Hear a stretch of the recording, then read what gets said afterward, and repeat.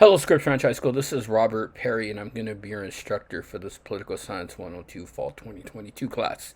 We're going to go over the syllabus here, and we'll go over Canvas, and I'm going to show you some of the things that we're going to be focusing on.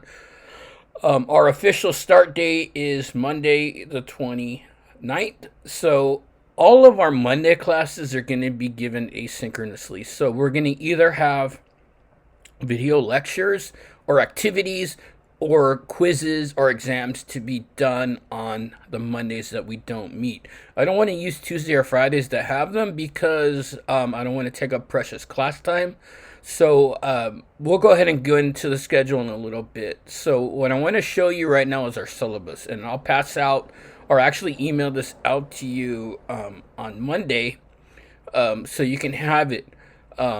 If we look at what's on here, here's my contact information. You email me, I'll respond with to you within 24 hours. Please be professional. It's a good habit to get into. And also contact me through the Canvas email, which I'll show you how to do. Like I said, the class meetings are going to be Tuesdays and Fridays live, and on Mondays asynchronously.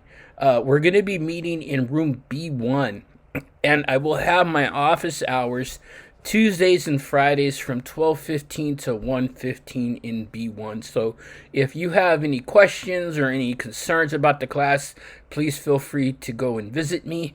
Obviously, Mondays I will not be on campus, so if you need to talk to me on a Monday, go ahead and shoot me an email, and I can send you a Zoom link, and we can meet via Zoom. But just remember, Mondays our class will be given asynchronously, and Tuesdays and Fridays we will have live lectures. This is our textbook, The Irony of Democracy. So what I want you to do on Monday, in lieu of going to class, since we're not meeting, I want you to go to the library if you haven't done so already and check out this textbook. There should be enough in the library for everybody to have.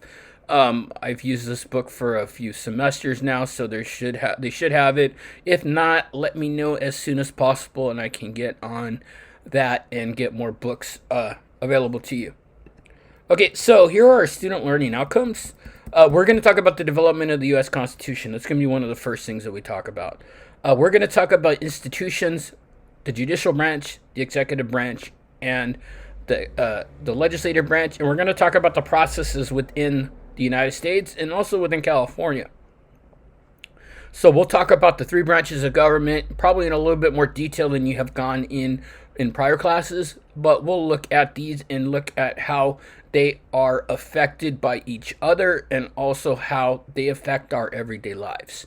We're going to talk about contemporary political issues. So what I want you to do is to come to school with an open mind. All right.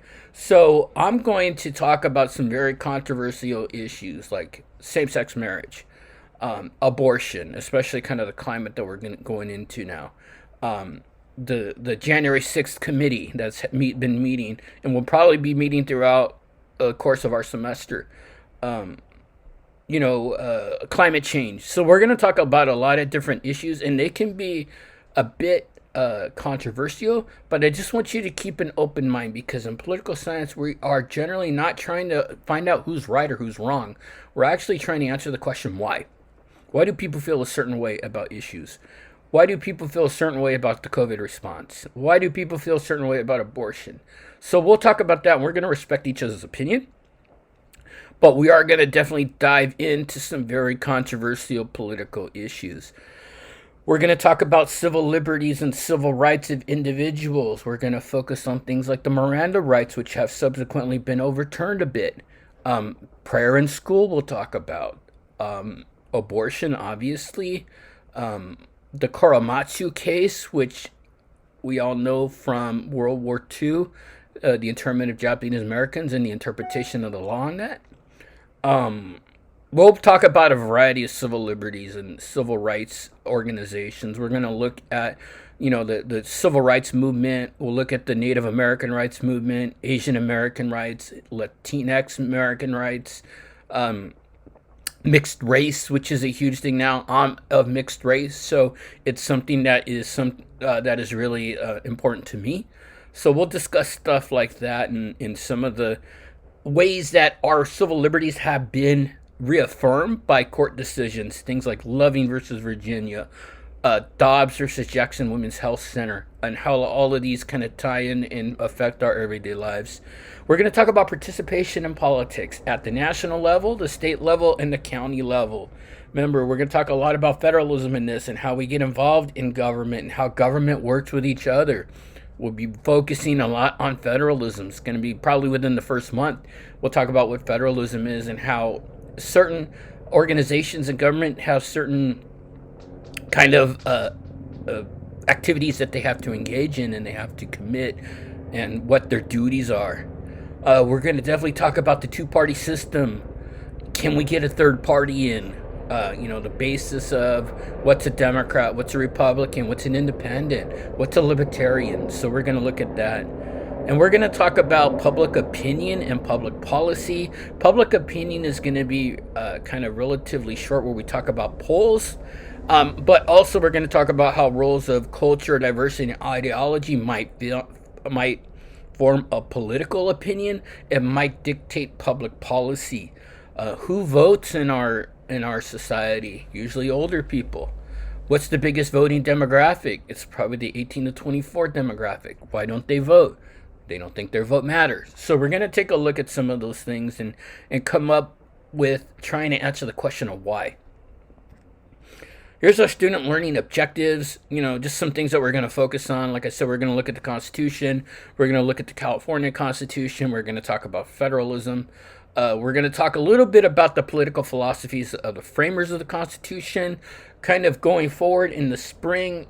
If you are enrolled in my class, which I 99.9% probability you will, we'll actually delve into a little bit more deeper a look at classic philosophers like Locke and Hobbes and Aristotle and Plato and Confucius and Machiavelli, which is one of my favorites.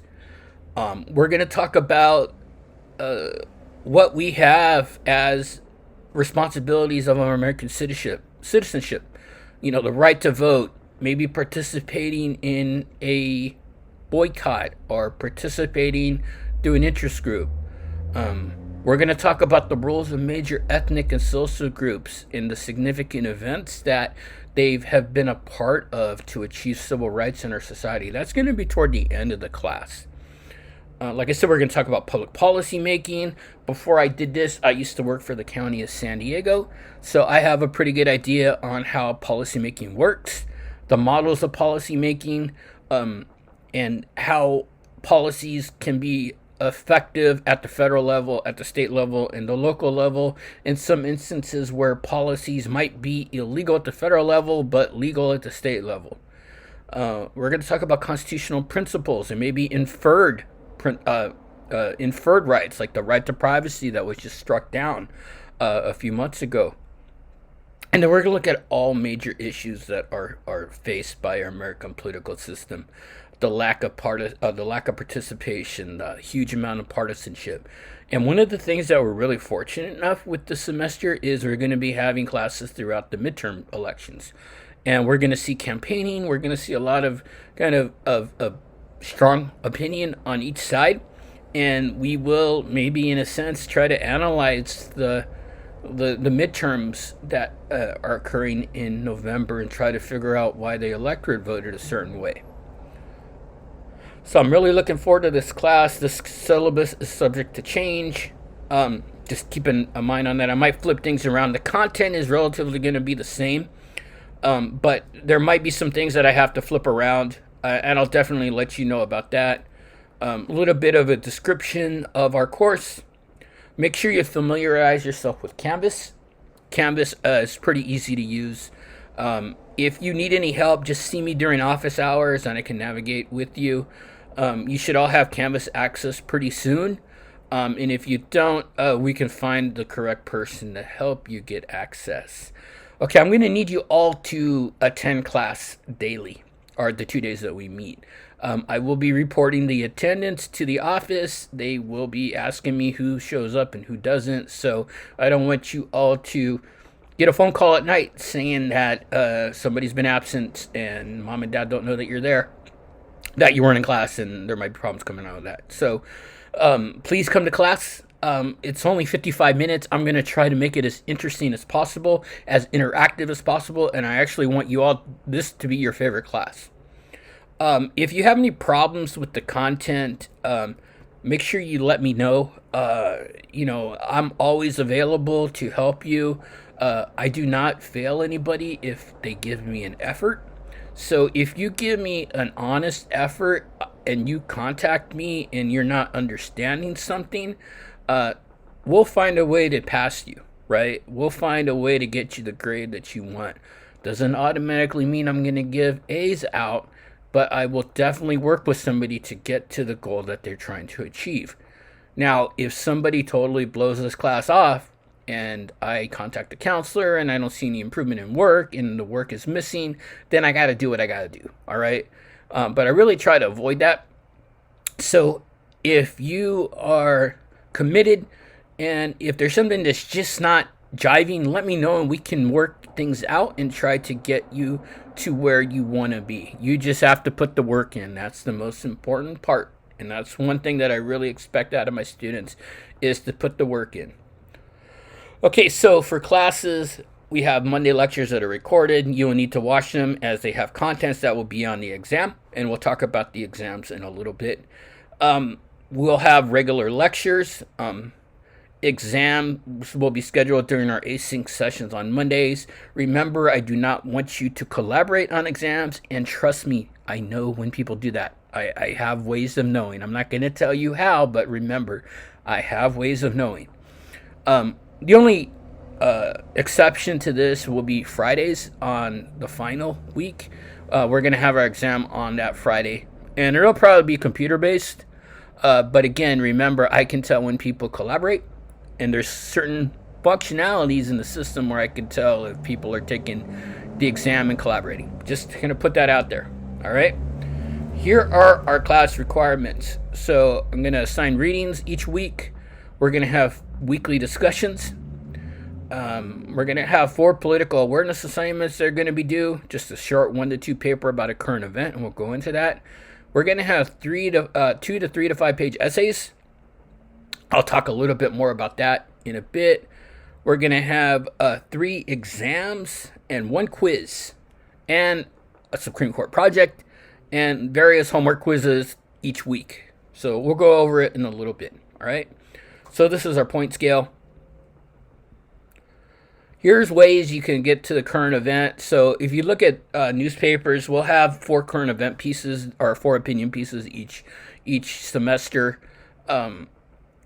I'll have the due dates in Canvas. You need to select a current event, write a 1-2 page paper plus about it, proofread your documents, and then submit it to me in Canvas. Make sure it relates to American politics. Where it says I'll give you a topic to discuss, go ahead and ignore that. I'm going to let you all pick that topic. And you'll need to write about your feelings about the topic I assigned, or you picked, how it relates to class, your feelings on this event, and how it may affect our society. Okay, each week we're going to have Canvas discussion questions. So there's going to be 14 of them. They're going to be worth 4 points. So I want you to write a short essay responding to the question that I pose. Make sure you treat it just like if it's a normal writing assignment. Don't be informal on this. What I also want you to do is I want you to respond to 2 other classmates by Sunday. So this Canvas discussion will be due on Sunday. I'm going to grade these all on Monday. So I want you to be able to craft a discussion and respond to 2 classmates by Sunday. Our work week will be Monday through Sunday, and a lot of our work is going to be due on Sunday. You can always finish it earlier, but just kind of to put that in your mind when our work is going to be done. So you need to have both the response and both responses to your classmates in by Sunday at 11:59 p.m. And I'm going to grade these all on Monday. Okay, we're going to have 3 examinations and 1 quiz. I have it detailed out. It will cover material from the beginning class up until the exam. A study guide will be provided, and we will have a review, probably a video review, the class meeting prior to the exam. It's not cumulative, so it'll be broken down into sections, and I'll show you that in a minute. We're also going to have a Supreme Court case project. And there's going to be a couple of ways you can approach this project. You can either write a paper or do a video project. And here's some examples of the cases that I have out there for you. You can give me a brief historical background of the case, constitutional question, the decision in the case, a description of the majority opinion, the dissenting opinion, and the concurring opinion, and how you feel about this case. Okay, so there's a few cases that I'm going to go ahead and eliminate from what you can use. I'm going to ask that you don't choose Marbury, Plessy, Brown, or McCulloch. The reason why is I've read a ton of these papers, so please don't submit anything else. Try to maybe look for something else. Not saying that these cases aren't important. It's just I've read a lot of them. And so I also kind of was on the fence about allowing Roe, but due to the Jackson Health decision, the Dobbs versus Jackson Health decision, I decided to allow Roe. But make sure you do not use these cases here. Like I said, we'll talk a little bit about them, and you all probably know them inside and out. But it's just the volume of these papers that I've read. I just kind of want to be able to get a little bit fresher submissions from the students. So what you can do is you can write a paper, 5 pages, not including works cited or cover page, using APA formatting. Or you could do a 5 to 10 minute video presentation. Please use some type of visual aid in your presentation. You know, maybe a voiceover, whether it's a PowerPoint, a skit, or screenshots. Here are some resources that you can use. Oyez and Justia are very good reference sites for Supreme Court cases. And then also there's the Purdue Writing Lab that can help you with your writing. And Miramar has its own writing lab as well. Okay, there's going to be homework each week, and there's homework quizzes, right? And each will have 6 questions worth half a point. You'll have multiple chances to take this exam. So it's going to be most likely free points. So don't take this for granted, because some of these questions may appear on the exam. All right, so don't take it for granted, as it will help. Just some rules for class. Here's our calendar. Our first homework question assignment is going to be due on September 4th. And then kind of the schedule that we're going forward. And you could see that on here I have exams listed, the dates, and the weeks that the exams are going to be covered. So exam 1, week 1 through 4.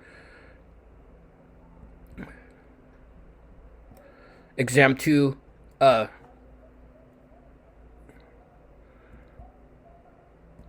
quiz, the next quiz, weeks 5 through 7, that'll be 30 questions. Exam 2, weeks 8 through 11. And then the final exam, which will be on the last day of class.